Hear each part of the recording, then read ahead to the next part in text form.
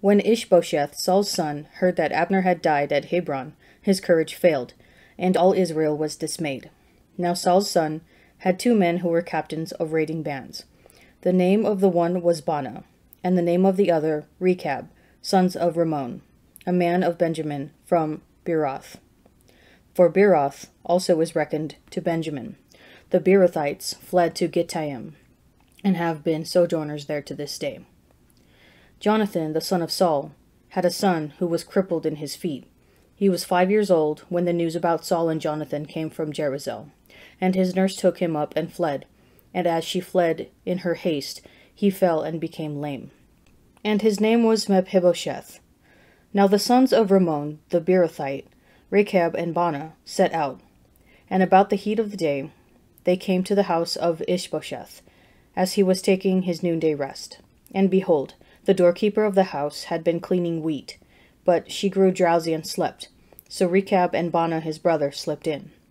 When they came into the house, as he lay on his bed in his bedchamber, they struck him and slew him, and beheaded him. They took his head and went by the way of the Arabah all night, and brought the head of Ishbosheth to David at Hebron. And they said to the king, Here is the head of Ishbosheth, the son of Saul, your enemy, who sought your life.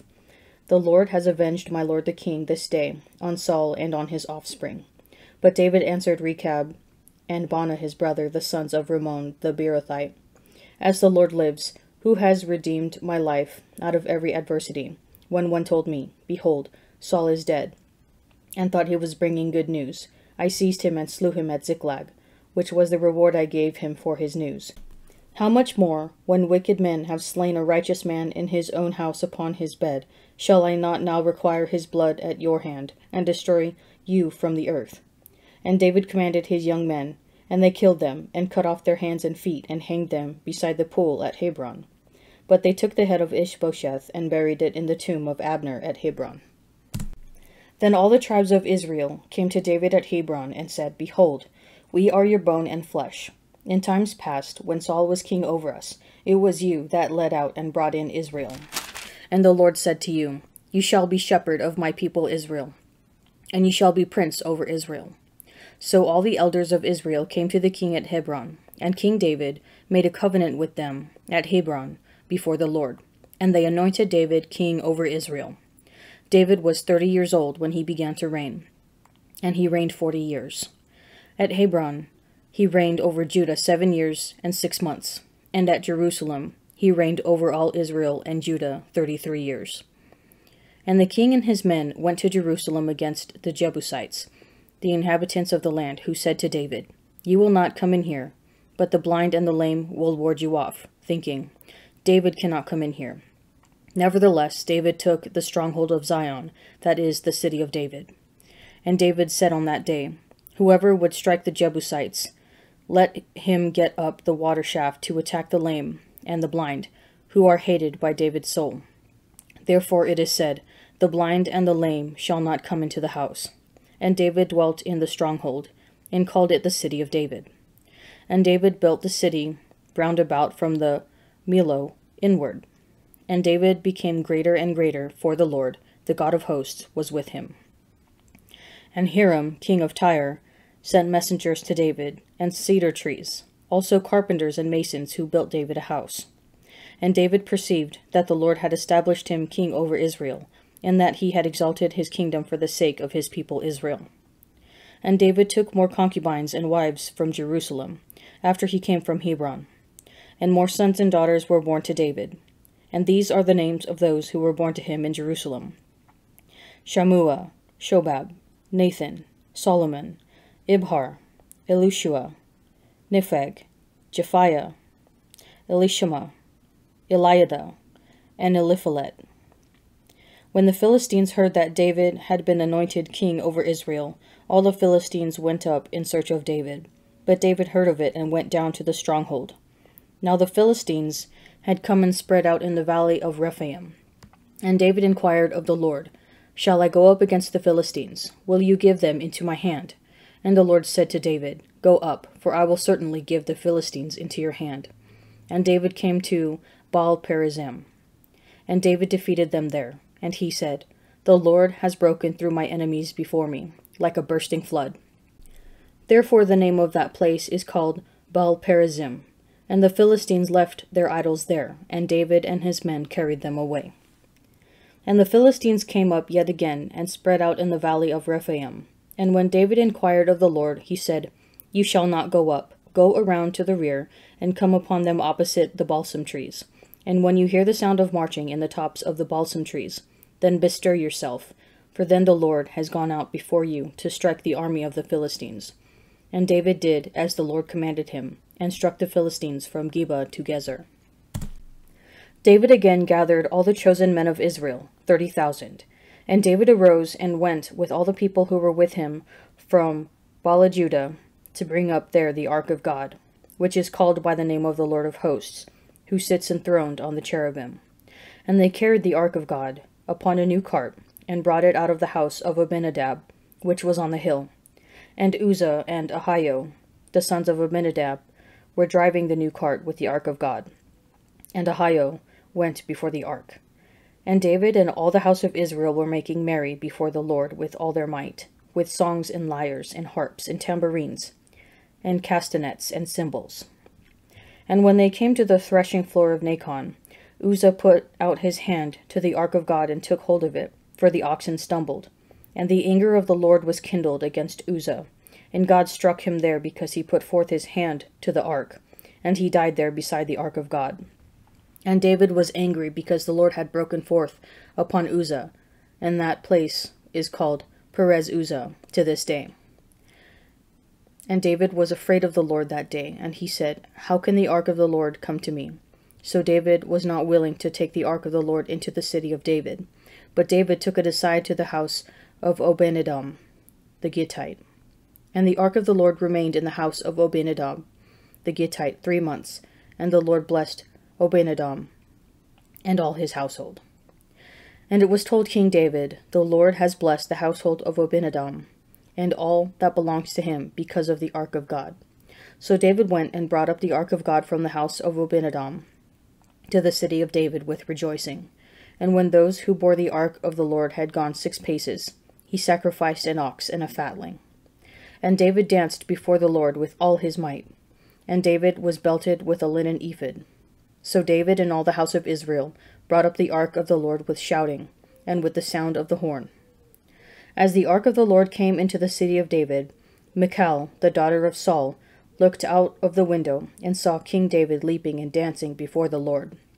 And she despised him in her heart. And they brought in the ark of the Lord, and set it in its place, inside the tent which David had pitched for it. And David offered burnt offerings and peace offerings before the Lord. And when David had finished offering the burnt offerings and the peace offerings, he blessed the people in the name of the Lord of hosts, and distributed among all the people, the whole multitude of Israel, both men and women, to each a cake of bread, a portion of meat, and a cake of raisins. Then all the people departed, each to his house. And then David returned to bless his household. But Michal, the daughter of Saul, came out to meet David and said, How the king of Israel honored himself today, uncovering himself today, before the eyes of his servants' maids, as one of the vulgar fellows shamelessly uncovers himself.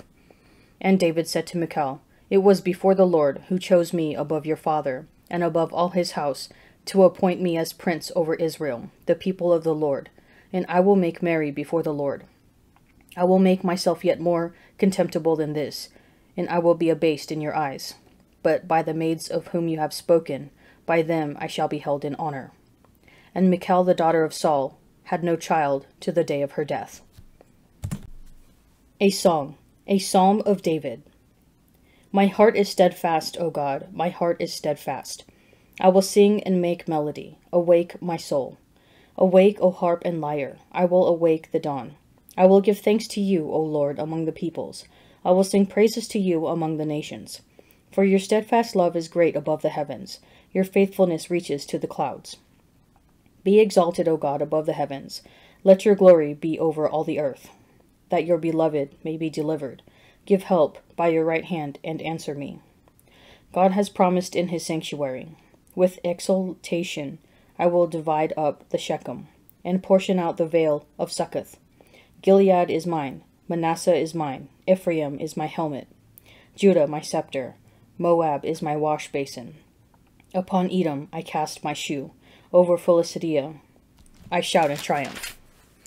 Who will bring me to the fortified city? Who will lead me to Edom?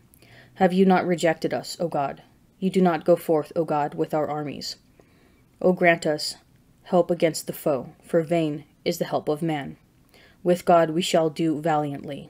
It is he who will tread down our foes.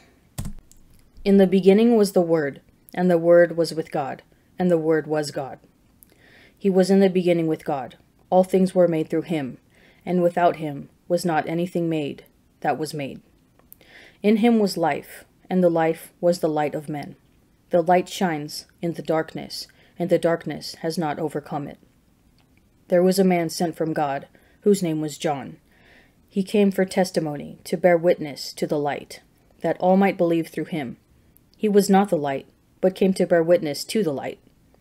The true light that enlightens every man was coming into the world. He was in the world, and the world was made through him, yet the world knew him not. He came to his own home, and his own people received him not. But to all who received him, who believed in his name, he gave power to become children of God, who were born not of blood, nor of the will of the flesh, nor of the will of man, but of God.